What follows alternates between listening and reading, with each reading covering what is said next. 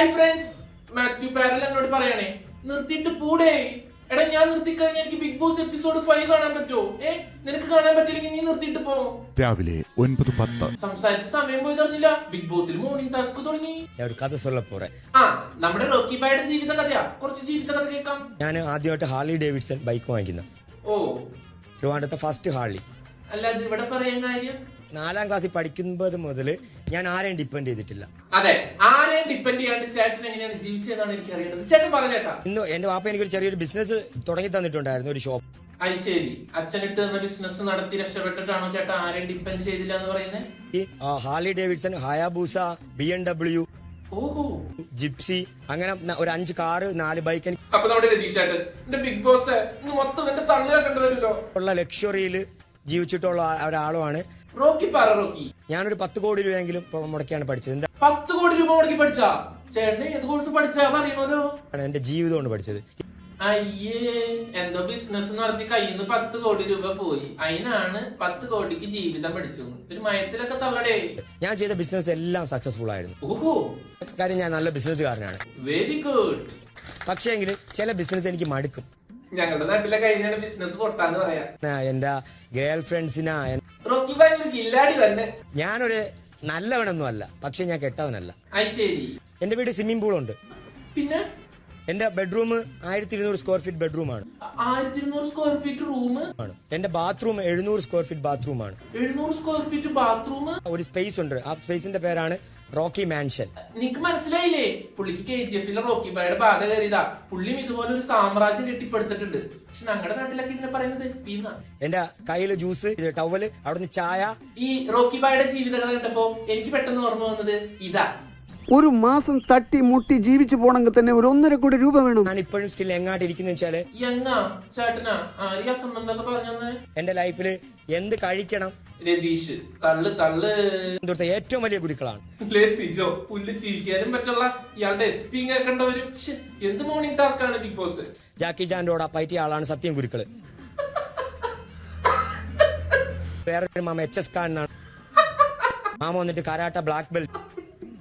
എന്റെ സ്റ്റോറിയില് ഒരു തരി കല്ലോ ഒരു തരി മണ്ണോ ഒരു തരി കള്ളോ ഇടത്തില്ല. അല്ലാതെ എനിക്ക് ശ്രീത്ത് ആരവിടെ വീണേ? എന്റെ ബാത്റൂമൊക്കെ മറ്റേ 10-20 സ്ക്വയർ ഫീറ്റൊക്കെ ഉണ്ടാവുള്ളൂ. ഞാൻ ഈ തള്ളലും തള്ളിയിട്ടില്ല. ഇതിന്റെ ഇടയ്ക്ക് ഒരു ഡയറക്ടർ ബ്രില്യൻസ് നടന്നു. ഞാൻ കാണിച്ചു തരാം. ആരത്തെങ്കിലും പോയിട്ട് രതീഷ് എന്തെങ്കിലും ഒരു സാധനം വെക്കും. സിജോ, എനിക്ക് ബുദ്ധി ഉണ്ടെന്ന് 4 ആൾ അറിയിക്കണം. ഇത് തന്നെ പറ്റിയ അവസരം. അപ്പൊ ഞാൻ അങ്ങനെ ഞാൻ കുറച്ച് സമയം കക്കൂസി കയറി ഇരുന്നാൽ എന്നാലും എന്റെ സംശയം അതല്ല. എനിക്ക് കിട്ടി. എനിക്ക് കിട്ടേണ്ട സാധനം എനിക്ക് നൈസായിട്ട് അവിടെ കിട്ടിയിട്ടുണ്ട്. സിജോ ചേട്ടൻ എന്തായിരിക്കും കക്കൂസിന്ന് കിട്ടിയത്? അല്ലെങ്കിൽ ഇവർക്ക് വിസിബിൾ ആകുന്ന രീതിയിൽ മാത്രം പോയാൽ പോരാ. ഇതിന്റെ ഇടയ്ക്ക് നമ്മുടെ ശ്രദ്ധ ഒന്ന് ലിവിംഗ് റൂമിലേക്ക് പോവാണ്. നമ്മുടെ രതീഷ് ചേട്ടനെ ജാൻമണി മേക്കപ്പ് ചെയ്യാണ്. നമുക്കതൊന്ന് കണ്ടിട്ട് വരാം. ഇത് പണ്ടത്തെ കുട്ടിച്ചാത്ത സിനിമയിലെ രാക്ഷസന്റെ ലുക്കാണോ ഉദ്ദേശിച്ച? കോമഡി ആയിട്ടുണ്ട്. കണ്ടന്റ് ആലോചിച്ച് നടന്ന രതീഷ്.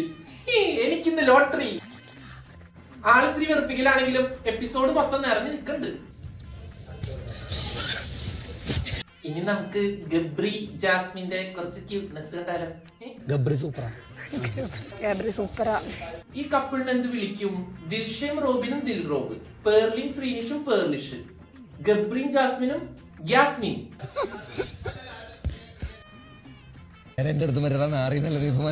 ഇന്നലെ നമ്മുടെ ജിൻഡോ ചേട്ടനും യമുന ചേച്ചി തമ്മിൽ ഒരു ക്ലാഷ് ഉണ്ടായി. ബാത്റൂമിലേക്ക് വാ കാണിച്ചു തരാന്ന് പറഞ്ഞതിൽ അതൊന്ന് വിളിച്ച് രമ്യപ്പെടാൻ വേണ്ടിട്ട് ബോസേട്ടൻ ചിൻഡോ ചേട്ടനോട് പറഞ്ഞു. നമുക്ക് അതൊന്ന് നോക്കാം രമ്യപ്പെട്ടോന്ന്.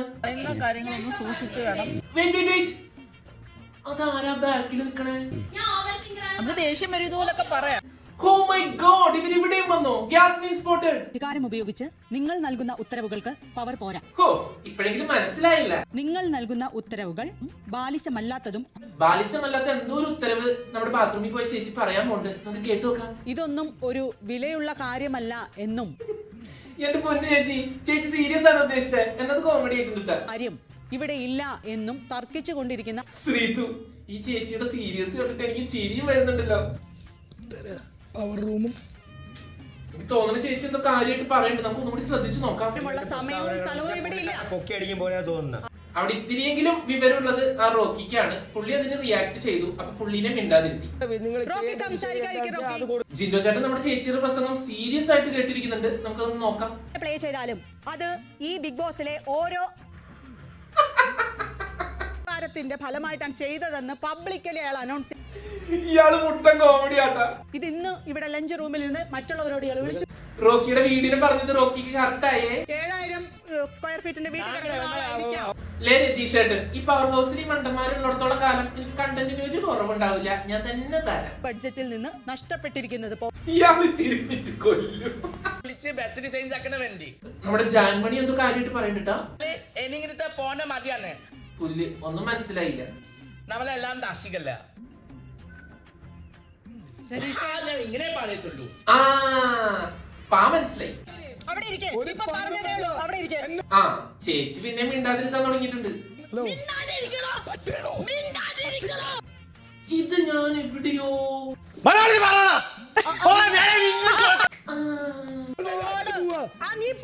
ഹൻസിബ. ഹായ്, കൊള്ളാലോ. നല്ല ഫൺ എന്റർടൈൻമെന്റ് ആയിട്ടുണ്ട്. നമ്മുടെ സുരേഷേട്ടൻ എന്തോ കാര്യമായിട്ട് കോമഡി കാണിക്കുന്നുണ്ട്. മുൻ സീസണിലെ പല കണ്ടസ്റ്റൻസ് ഇങ്ങനെ കാണിച്ചത് എനിക്ക് ഓർമ്മയുണ്ട്. അത് അനുകരിക്കുന്നതാണ് തോന്നുന്നു. പക്ഷെ ഇത് കോമഡി തന്നെ ആയിട്ടുണ്ട്. ആ സെറ്റിൽ ഇരുന്ന് എന്താണേലും കാണിച്ചോട്ടെ. ദേ ചേച്ചി പിന്നെയും ഇഷ്ടംപോലെ സ്പേസ് ഉണ്ടായിക്കോട്ടെ. ചേച്ചി ഭയങ്കര മാസാണെന്ന് പറഞ്ഞിട്ടാണ് എല്ലാം കാണിക്കുന്നത്. പുറത്തുനിന്ന് കാണുന്നത് നമുക്കെല്ലാം അറിയുള്ളൂ. നല്ല മുട്ട കോമഡിയാന്ന്. ഞാൻ എന്റെ സ്പേസിലേക്ക് പോവുകയാണ്. പോയിക്കോളൂ.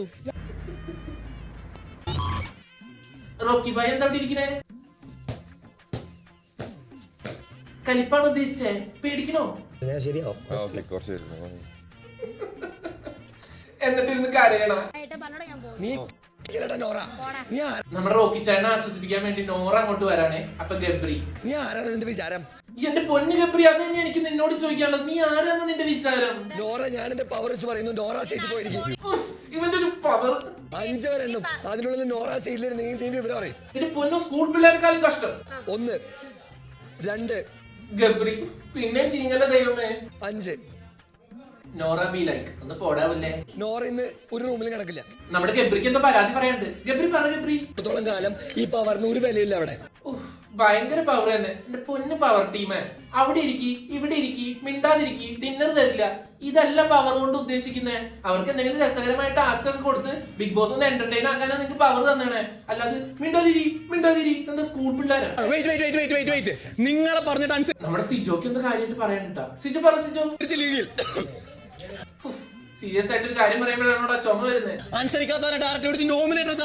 ശ്രീരേഖ മണ്ടനാണ്. എന്റെ പൊന്നു സിജോ, നീ ഭയങ്കര ബുദ്ധിമാനാണ്. ഞങ്ങളെ കാണിക്കാനാണ് ഈ പ്രഹസനെങ്കിൽ ചീഞ്ഞിട്ടുണ്ട്.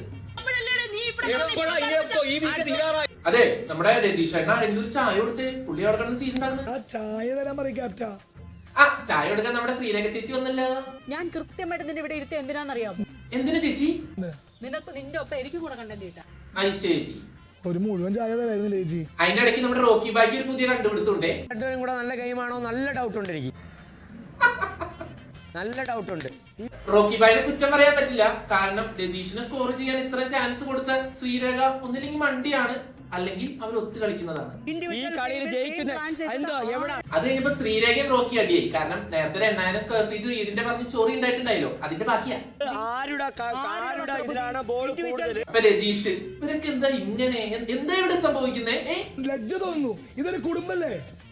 അവിടെ നിന്ന് നമ്മുടെ ശ്രദ്ധ നേരെ പോയത് ജിൻഡോ ചേട്ടൻ പറയുന്ന എന്തോ ഒരു സംഭവത്തിലേക്കാ. സിജോനെ പറ്റിയാണ് സംഭവം. നമുക്കൊന്ന് കേട്ടു നോക്കാം. ജിൻഡോ ചേട്ടന്റെ പേടി എന്താന്ന് വെച്ചാലേ, ജിൻഡോ ചേട്ടൻ അത് പറഞ്ഞു കഴിഞ്ഞു കഴിഞ്ഞാൽ ജിൻഡോ ചേട്ടന്റെ പേരിൽ അതാവോന്ന് ചെറിയൊരു പേടി പുള്ളിക്കും. ജിൻഡോ ചേട്ടൻ, ഞാൻ പറയില്ലടാ, അങ്ങനെ എന്റെ തലയിലാക്കാനല്ലേ നിനക്ക്. ജിൻഡോ ചേട്ടൻ ഒരു പാവാട്ടോ, എനിക്ക് പുള്ളിന് ഇഷ്ടപ്പെട്ടു. എന്നാലും എന്തായിരിക്കും ആ പറഞ്ഞേ? എനിക്കങ്ങനെ മനസ്സിലായില്ല. നിങ്ങക്ക് മനസ്സിലായ? ഞാൻ ഒന്നുകൂടി കേൾപ്പിക്കാം. എന്താന്ന് മനസ്സിലാവുന്നവരൊന്നും കമന്റ് ഇടട്ടെ. സിജോ ചെറുതായിട്ടൊന്ന് പതറുന്നുണ്ട്. ജിൻഡോ ചേട്ടൻ ഒരേ പൊളി. ലയമന ചേച്ചി, നിന്നോട് ഞാൻ ഒരു വട്ടം പറയാനാണ് പറഞ്ഞേ. നീ നിന്നത് പിന്നെ എടുത്ത് പറയുന്നേ. മതി, എല്ലാരും കേട്ടു, നിർത്ത്. സിജോ ചെറുതായിട്ടൊന്ന് പെട്ടിട്ടുണ്ട്. ഞാൻ അങ്ങനെ ഒരു വേർഡ് പറഞ്ഞിട്ടില്ല. ഓ, ജാനുന്റെ അടുത്ത് പറഞ്ഞിട്ടില്ല. അപ്പൊ വേറെ ആരുടെ അടുത്ത് അത് പറഞ്ഞിട്ടുണ്ടെന്നല്ലേ എന്റെ അർത്ഥം? ഇല്ലേ ജിൻഡോ ചേട്ടൻ എന്നെ പിടിച്ച് പിച്ചി. ടീച്ചറെ ചോദിക്കും ടീച്ചറെ. എനിക്കൊരു വിഷയമില്ല. എന്നാന്ന് ഫിസിക്കൽ അലർട്ട് ചെയ്തേ ഫിസിക്കൽ അസോൾട്ട് എന്നാണ് ഉദ്ദേശിച്ചത്. ഓക്കെ ഓക്കെ നോക്കി പാട് നോക്കി. ഒരു പാവം അത് മസിൽ ഉണ്ടെന്ന് മാത്രമേ ഉള്ളൂ. കൺഫെഷൻ റൂമിലേക്ക് വരിക. ഷേ നോറേനെ കൺഫെഷൻ റൂമിലേക്ക് വിളിച്ചിട്ടാ. നോറ ഓടുന്നുണ്ട്. വേഗം കൺഫെഷൻ റൂം എത്താനായിരിക്കും.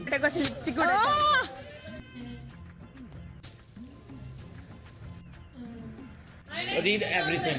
അത് കഴിഞ്ഞ് ലക്ഷറി ബഡ്ജറ്റ് സെലക്ട് ചെയ്യാൻ വേണ്ടിയിട്ട് പവർ ഹൗസിനെ ബിഗ് ബോസ് നിയമിച്ചു. അപ്പൊ നമ്മുടെ ജാൻമണിക്ക് മലയാളം വായിക്കാൻ അറിയാത്തത് കൊണ്ട് ജാൻമണി ഗബ്രിയോട് പറഞ്ഞു, എനിക്ക് ഇതെല്ലാം ഒന്ന് വായിച്ചു തരണം, എനിക്ക് ഇഷ്ടമുള്ളത് ഞാൻ പറയാന്ന്.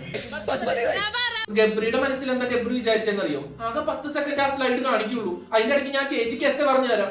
10 ടൈം പറഞ്ഞു എനിക്ക് ഇവിടെ സർപ്രൈസ് ആക്കണം. പക്ഷെ ജാൻമണി ചേച്ചിക്ക് അത് ഹർട്ടായി. ജാൻമണി ചേച്ചി കരഞ്ഞു. കാര്യമായിട്ട് എന്താ പറയണ്ട് എനിക്കൊന്നും മനസ്സിലായില്ല. നിങ്ങൾക്ക് വല്ലതും മനസ്സിലായെങ്കിൽ നിങ്ങൾ പറഞ്ഞു. എനിക്ക് കോർണറാക്കി. അവസാനം ജാൻമണി ചേച്ചിക്ക് സാധനം മനസ്സിലായി. ഇത് നടക്കണ കാര്യമില്ല എന്ന് മനസ്സിലായി. ഗബ്രീനോട് പോയി സോറി പറഞ്ഞു. ഇതിന്റെ ഇടയ്ക്ക് വീടിന് പുറത്താക്കി രതീഷിനെ തിരിച്ചകത്ത് കയറ്റുന്ന പ്രകടനങ്ങളാണ് നടക്കുന്നത്. നമുക്ക് അതൊന്ന് കണ്ടിട്ട് വരാം. തുടങ്ങ് 38, 39. വാവ്, ശ്രീരേഖ ചേച്ചി മാസ് ആണ് ഉദ്ദേശിച്ചതെങ്കിൽ നല്ല മാസായിട്ടുണ്ട്. 32 ഉള്ളൂ. എന്റെ സംശയം ഇവരൊന്നും പഴയ സീസൺ കണ്ടിട്ടില്ലേ? 4-ാം ദിവസം രാത്രി സ്രാവ് അടിച്ച പോലെ അവിടെ ഒരാൾ കിടക്കണ്ടല്ലോ. ആരത്? ജിൻഡോ തമാശകൾ മഞ്ഞുകൊണ്ട് കളിക്കാൻ പറ്റില്ല. ഇത് നമ്മുടെ ജിൻഡോ ചേട്ടനല്ലേ? ഞാൻ പോയിസും കുറിച്ചാവട്ടെ. എടാ പിന്നെ എനിക്ക് എന്തായാലും ഞാൻ പോയിസിന്റെ ഇഞ്ചക്ഷൻ എത്ര നാളായെന്നറിയോ? സിജോ നേരത്തെ കൈമ പിടിച്ചങ്ങാണ്ട് ഇങ്ങനെ ഞെക്കിയില്ലേ? അപ്പൊ പുള്ളിയുടെ നഖം കൊണ്ടു അതിന് പോയിസന്റെ ഇഞ്ചക്ഷൻ എടുത്തില്ലെങ്കിൽ പുള്ളി ഇപ്പൊ മരിക്കുന്നു പറഞ്ഞ് ഇവിടെ കിടക്കണതാ. ഇത്ര നേരിട്ട് എന്നെ വിളിച്ചൊരു പോയിസിന് ഇഞ്ചക്ഷൻ കൊടുത്തൊന്നുമില്ല. അങ്ങനെയൊന്നും വിളിക്കില്ലാന്ന്. മസിൽ ഉണ്ടെന്നുള്ളൂ. ഞാൻ നേരത്തെ പറഞ്ഞില്ലേ ഒരു പാവം അത്. എനിക്ക് അവനിപ്പോ പുറത്താക്കണം. ഈ സമയം രാത്രി അവനെ പുറത്താക്കണം. സിജോനെ നമുക്ക് പുറത്താക്കാം ജിൻഡോ ചേട്ടാ. ഒന്ന് ആശ്വസിക്ക്. ആ നമ്മുടെ സ്കൂളിലെ പ്രിൻസിപ്പൾ വന്നല്ലോ. തമാശ കളിക്കാതെ അങ്ങോട്ട് വന്നേനി. നാളെ നോക്കാം നമുക്ക്. രതീഷ് ഒരു പോയിസിന് ഇഞ്ചക്ഷൻ പോലും കിട്ടിയെങ്കിൽ എന്താ സംഭവിക്കുക? ഞാൻ ചത്തുപോകും. ഈ ഒറ്റ എപ്പിസോഡ് കൊണ്ട് ഞാൻ ജിൻഡോ ചേട്ടന്റെ ഫാനായി. ഒരു രക്ഷയില്ല. 4-ാം ദിവസം പുലർച്ചെ 3:05. രാത്രി 3:05. ഇതാരടാ അവിടെ ഉറങ്ങാണ്ടിരിക്കണേ? ഇത് നമ്മുടെ ഗ്യാസ്മിൻ അല്ലേ? Ponnoos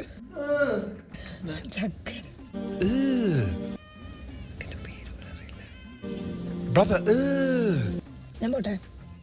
what's that? ശരിക്കും പോട്ടെ. What's that, brother? ഉറപ്പാണോ? പുല്ല് കണ്ടും പോയി. ഇത്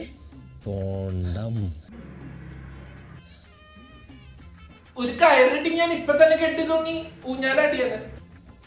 ഓക്കെ ഞാൻ പോവല്ലോ. ഇതിന്റെ ഇടയ്ക്ക് ഉറക്കത്തിന്ന് എന്റെ രതീഷ് ചേട്ടൻ അല്ലെങ്കിൽ ജിൻഡോ ചേട്ടൻ. Good night.